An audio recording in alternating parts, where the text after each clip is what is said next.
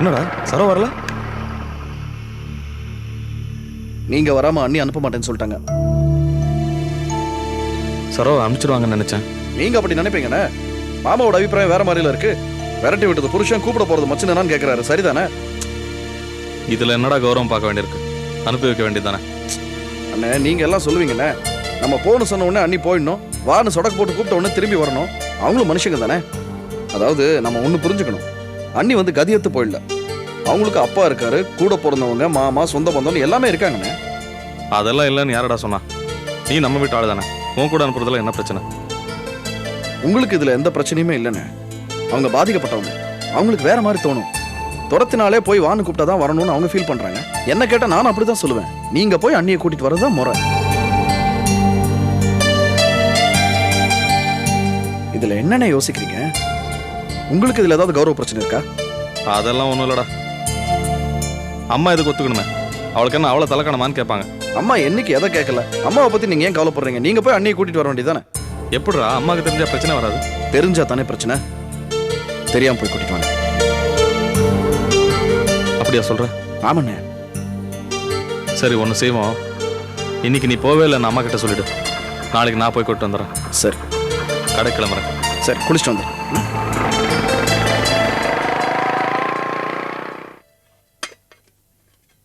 விஜி, எனக்கா கூப்பிட்டியா? சரோ எங்கப்பா? அங்கதான் உட்காந்துட்டு இருக்கு. அப்படியா? என்ன பவானி?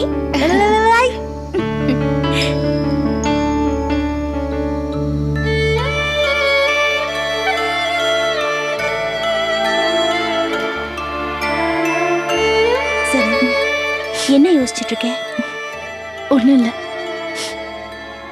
செல்வம் வந்துட்டு போனதை பத்தியா? அப்பா சொன்னதுல எந்த தப்பும் இல்ல சரோ. உன் புருஷன் வந்து உன்னை கூட்டிட்டு போறதுதான் சரி. அவர் வரத்துக்கு நினைச்சாலும் அத்தை விடணுமே. எனக்கா நீ இந்நேரம் செல்வம் போய் அப்பா என்னென்ன சொன்னாரோ அத்தனையும் போய் சொல்லியிருப்பாரு. அவங்களுக்கு புரியாதா என்ன? அடி போடி இவளே, அந்த பொம்பளை பத்தி உனக்கு தெரியாதா? செல்வம் போய் எல்லாத்தையும் சொல்லியிருப்பாரு. அந்த பொம்பளை என்ன தெரியுமா சொல்லியிருக்கோம்? ஏண்டா உன் பொண்டாட்டி என்ன பெரிய கவர்னர் மகளா? என் சின்ன மகன் போய் கூப்பிட்டா வரமாட்டாளாமா? அப்புறம் என்ன தெரியுமா நடந்திருக்கும்? நம்ம அப்பா சொன்னதெல்லாம் அப்படியே செல்வம் போய் சொல்லியிருப்பாரு. உடனே அந்த பொம்பளைக்கு கோவம் ஜிவ்வுன்னு ஏறி இருக்கும். ஓஹோ, அந்த மனுஷனுக்கு அவ்வளவு திமிரா? மகளை கூட்டிட்டு போறப்ப நம்ம கிட்ட ஒரு வார்த்தை சொன்னாரா? இப்போ அவர் மகளை கூட்டிட்டு வரதுக்கு மட்டும் முறை பார்க்கணுமோ? முறையா பெரிய முறை அப்படின்னு சொல்லியிருக்கோம். நிர்மலா மட்டும் லேசுப்பட்டவளா? இந்நேரம் மாணிக்க மாமா கிட்ட போய் அண்ணன் அம்மா சொல்றதுதான் கரெக்ட், என்ன இருந்தாலும் அண்ணி ஃபேமிலிக்கு இவ்ளோ ஹெட்வெயிட் இருக்க கூடாது அப்படி இப்படின்னு சொல்லிருப்பா. செல்வம் அண்ணனை கொஞ்சம் கூட மதிக்காம திருப்பி அனுப்பிச்சிருக்காங்க அப்படின்னு முணுமுணுத்திருப்பா. அக்கா பாவம்க்கா செல்வம் மாமா, அவர் தான் எல்லார்கிட்டயும் திட்டு வாங்குறாரு. ஆமா பவானி, செல்வம் தான் நமக்கு எப்பவும் சாதகமா பேசிட்டு இருக்கோம். இப்போ நமக்கு சாதகமா தான் பேசிருப்பாரு. சிதம்பரம் மாமா சொல்றதுதான் கரெக்ட், அடிச்சு துரத்துனவங்களே போய் கூட்டிட்டு வர்றதுதான் முறைன்னு சொல்லிருப்பாரு. உடனே அதுக்கு மாணிக்கம், செல்வம் நீ பேசாம இருடா, என்னவா இருந்தாலும் எதுவா இருந்தாலும் அம்மா சொல்றதுதான் கேட்கணும்னு இருப்பாரு. அக்கா இதெல்லாம் கேட்டுட்டு அந்த சந்தோஷம் இருக்குல்ல, என்ன நான்சென்ஸ் இதெல்லாம்? ஆஃப்டர் ஆல் ஒரு லேடி அழகர் குலத்துல இருந்து மெட்ராஸ் வரதுக்கு இவ்ளோ ஆர்கியூமெண்டானு அவர் இஷ்டத்துக்கு உளறிப்பாரு. யார் எப்படி வேணாலும் பேசட்டும், என் பாரத்தை கடவுள் மேல போட்டுட்டேன். நடக்கிறது நடக்கட்டும்.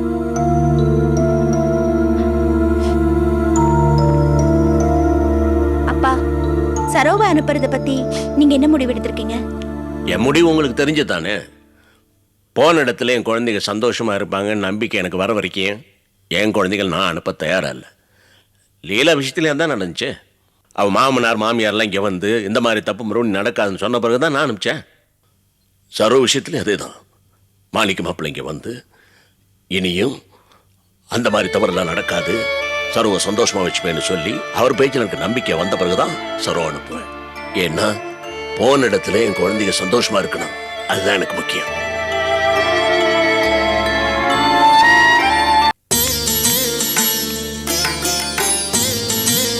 என்னப்பா ரவி, ரொம்ப நாள் கழிச்சு வியாபாரத்துக்கு போனேன், ஏதாவது வியாபாரம் ஆச்சா? புதுசா 2-3 ஆர்டர் கிடைச்சதுப்பா.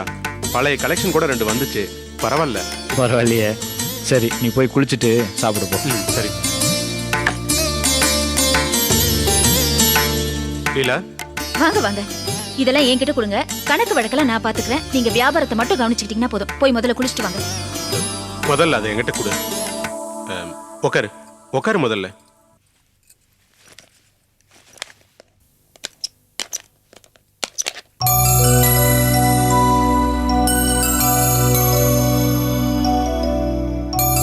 இது தாலிக்கொடி, உனக்காக தான் வாங்கிட்டு வந்திருக்கேன். ஒரு புருஷனா உனக்கு நான் எந்த விஷயத்தையும் பண்ணல, அதுக்கு பதிலா சங்கடத்தை தான் கொடுத்துருக்கேன். இனிமேல் ஒரு நல்ல புருஷனா இருக்கணும்னு என் மனசுக்கு தோணுச்சு. அதுக்கு ஆரம்பமா தான் இந்த தாலிக்கொடியை வாங்கிட்டு வந்தேன்.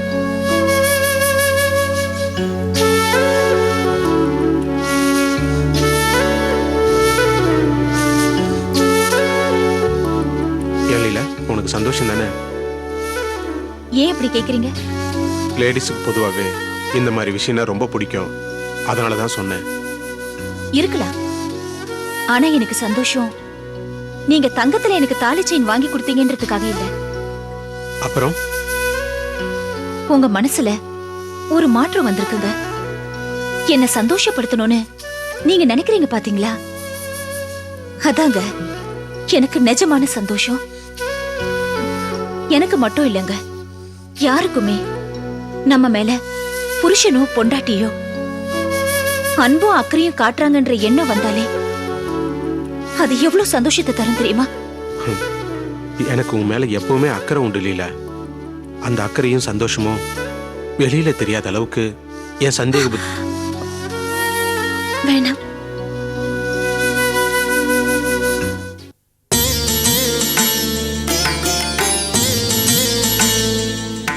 இந்தா லீலா, இந்த பூவை வச்சு.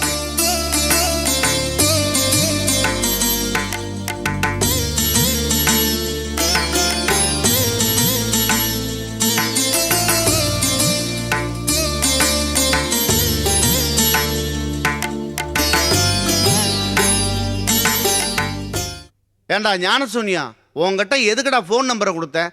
நான் வீட்டில் சும்மா இருக்கும்போது ஃபோன் பண்ணுவாங்கிறதுக்காக தானே. இதில் வேற வேலை வேணும்னு கேட்குற. உனக்கெல்லாம் வேலை வாங்கி கொடுத்தா எங்கடா உருப்படியாக வேலை பார்க்க போகிறேன்? ஒரு ஃபோன் பண்ண தெரியல, நீ எல்லாம் வேலை பார்த்து கிழிக்க போறியாக்கும். அதெல்லாம் ஒத்து வராது, அப்புறம் பார்க்கலாம். வேற வேலை இருக்கு. அப்பா உள்ள வாங்க.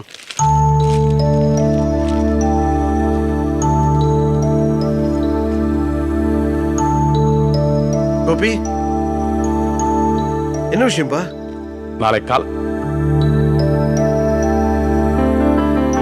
இதுக்கு நான் அங்கேயே சொல்லியிருக்கலாமே. நாளை கால அலர்குளம் போய் நான் விஜய் கூட்டு வந்துடுறேன்ப்பா. சரிப்பா. என்ன சிரிப்பு? பின்ன இப்போ என்னமோ சொன்னானே என் மச்சான் கோபி, அதை கேட்டு சிரிப்பு வராமல் வேற என்ன பண்ணோம்? காலேஜில் விசிட்டிங் ப்ரொஃபஸர் வர மாதிரி இந்த வீட்டை பொறுத்த வரைக்கும் விஜய் விசிட்டிங் மருமக. எப்போவாவது ஒரு முறை வருவாங்க, அப்பப்போ போயிடுவாங்க. ஆமாமா, விஜய் அவங்க அப்பா வீட்டுக்கு போகணும்னு நினைச்சாலே போதும், வாயை திறந்து கூட சொல்ல வேண்டாம், உடனே இவர் கொண்டு போய் விட்டுட்டு வந்துருவாரு. அட, ஊர் உலகத்துல புகுந்து வீட்டுக்கு வந்த மருமக பிறந்த வீட்டுக்கு போறதா இருந்தா ஒரு பலமான காரணம் வேணும். ஆடி மாசம், தீபாவளி, பொங்கல், பிரசவம், இப்படி எதுக்காக தான் பிறந்த வீட்டுக்கு போவாங்க. இந்த வீட்டை பொறுத்த வரைக்கும் அப்பப்போ கோச்சிக்கிட்டு அப்பா வீட்டுக்கு போறதும், இவர் கொண்டு போய் விட்டு வர்றதும், திரும்பி போய் கூட்டு வர்றதும் எல்லாம் பஸ் அளவுக்கு பிடிச்ச கேடு. அதானே, அவளுக்கு புகுந்த வீடுன்னு ஒண்ணு இருக்கு, புருஷன்னு ஒருத்தன் இருக்கா ஞாபகம் இருந்தா தானே அவ இஷ்டத்துக்கு அவ ஆடுறதும் அவளுக்கு ஏத்த மாதிரி இவ சப்போர்ட் பண்றதும் இந்த வீட்டுல தான் நடக்குது. நீ ஏண்டி இதெல்லாம் சொல்ற? இந்த மாதிரி நியாயமான கருத்துக்களை சொன்னா அவன் தம்பிக்கு சொர்றன்னு கோவம் பொத்துக்கிட்டு வரும். முறைக்கிறான் பாரு. அவருக்கு அவர் பொண்டாட்டி மேல அவ்வளோ பாசம். கொஞ்சம் சும்மா இருக்கியா? ஆமா, நீங்க ஆரம்பிச்சிட்டீங்களா? ஏமாமா, நான் தெரியாம தான் கேட்கறேன். விஜய் இவனை மதிக்கிறதே இல்லை. அப்படி இருந்தோம் அவளுக்கு தாலி சரடு வாங்கி வைக்கிறான். அந்த பொண்ணு சந்தோஷமா அப்படி இப்படின்னு இவங்கிட்ட கொஞ்சம் குழாவி இருந்தா வாங்குற சம்பளம் பூரா நகையை செஞ்சு அந்த பொண்ணுக்கு போட்டுறோம் போல இருக்க. மாப்பிள்ள, அவன் சம்பாத்தியத்துல அவன் பொண்டாட்டிக்கு போடுறான். இதுல எந்த தப்பு இல்ல. மச்சனன்னு கூட பார்க்காம இப்படி பேசுறீங்களே, இதான் தப்பு. என்னதான் இருந்தாலும் கோபி விஜய் புருஷன் பொண்டாட்டி, அவங்கள பத்தி வரம்பு மீறி பேசுறது அநாகரிகம். அதை நீங்க தொடர்ச்சியா செஞ்சுக்கிட்டே இருக்கீங்க. தயவு செஞ்சு நிறுத்துங்க. கோபி, அவங்க பேசுனதெல்லாம் பெருசா எடுத்துக்காதப்பா. நான் இவங்க பேச்சை எப்பவுமே சட்டை பண்றது இல்லப்பா. இல்ல, நீ பேசாம இருக்கிறியே, வருத்தப்படுறியோன்னு நினைச்சேன். இல்லப்பா, கோவம் தான் வருது, கண்ட்ரோல் பண்ணிக்கிறேன். நீ போய் விஜய கூட்டு வா. போகும்போது நீ தாலி செயின் வாங்கி வச்சல, அதை எடுத்துட்டு போய் அவங்க அப்பா எதிரிலேயே போட்டு சம்பந்தி சந்தோஷப்படுவார். சரிப்பா. என்னங்க பேச்சையே காணோம்? என்ன என்ன பேச சொல்ற? என் தம்பியை பாத்தீங்களா? அந்த உம்மனா முஜிக்கு எவ்வளவு செய்யறான்னு. நீங்களும் தான் இருக்கீங்களே. ஏண்டி உனக்கு நான் நகை செஞ்சு போடலன்னா கட்டவனா? ஆமா, பேசினா மட்டும் போதுமா? 6 மாசத்துக்கு ஒரு தடவை என் தம்பி மாதிரி ஒரு குண்டுமணி தங்கமாவது வாங்கி போடணும். ஏண்டா கோபி, நீ தாலி சரடு வாங்கிட்டு வந்தாலும் வாங்கிட்டு வந்த, எல்லாத்தையும் மாட்ட விட்டு கேள்வி கேட்கற அளவு வச்சு விட்டு வேடிக்கை பார்த்துட்டு இருக்க. எங்க கிளம்பிட்டீங்க? நகை வாங்குவா? ஆமா, உனக்கு உடம்பு பூரா நகை செஞ்சு போட கோலார் தங்க வயலுக்கு போயிட்டு இருக்க. போயிட்டாலும்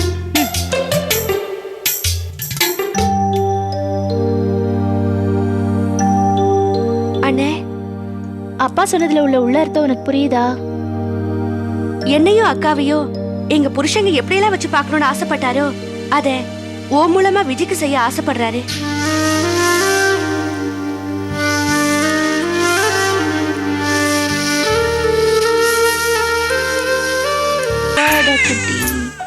பாடுறதுக்கலாமா? ஓ காட்டு. ஓ சரி என்னடா? ஓ வா வா பாட. ஓ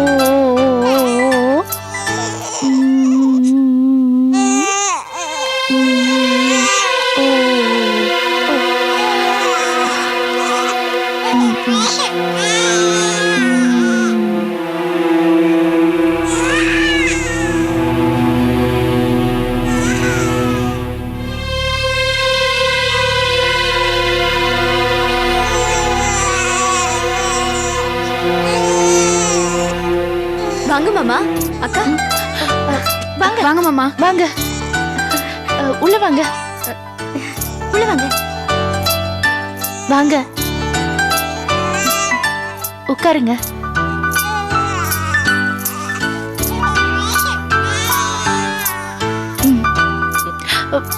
பார்த்து.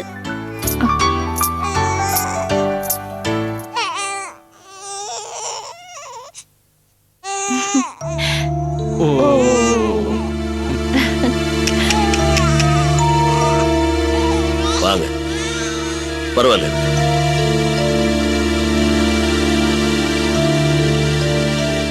எப்படி இருக்கீங்க மாமா? பரவாயில்ல, ஏதோ காலம் ஓடிட்டு இருக்கு. இந்த 2 குழந்தைகளை பார்த்து பார்த்து சமாதானம் பண்ணிக்கிறோம். எல்லாம் எங்க தலைவிதி. எல்லாம் சரியாயிடும் மாமா.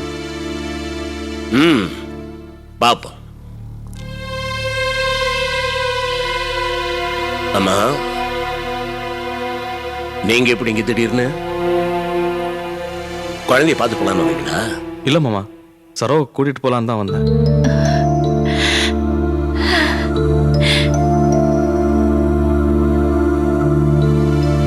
ஆமா, நீங்க இதுக்கு முன்ன இங்க வந்தப்போ இதெல்லாம் காலம்தான் தீர்மானிக்கணும்னு ரொம்ப தத்துவார்த்தமா பதில் சொன்னீங்க.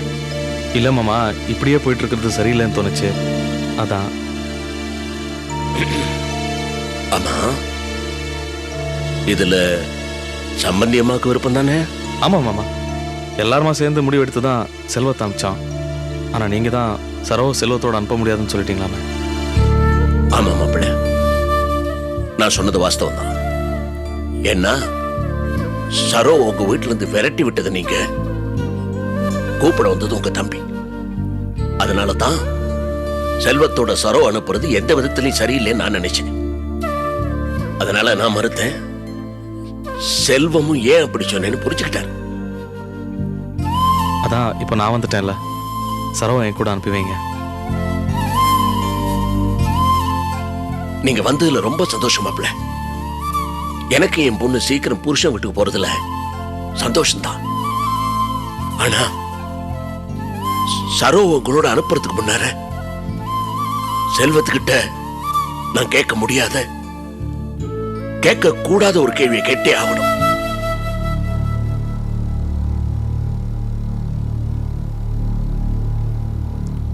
என்ன மாமா? மாப்பிள்ள, அந்த சரடா உங்க வாழ்க்கையில என்ன இருக்காளா?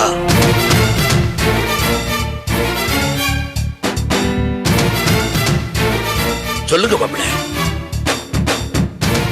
இந்த கேள்விக்கு எனக்கு பதில் தெரிஞ்சே ஆகணும். நீங்க சொல்றதை வச்சுதான் இப்ப சரோ உங்களோட அனுப்பணுமா வேண்டாமான்னு என்னால தீர்மானிக்க முடியும்.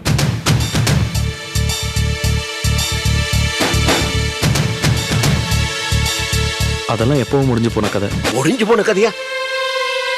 நானே ஆஸ்பத்திரியில. அதெல்லாம் விடுங்க மாப்பிள்ள. இனிமே அந்த சரளா உங்க வாழ்க்கையில குறுக்கிடுவாளா?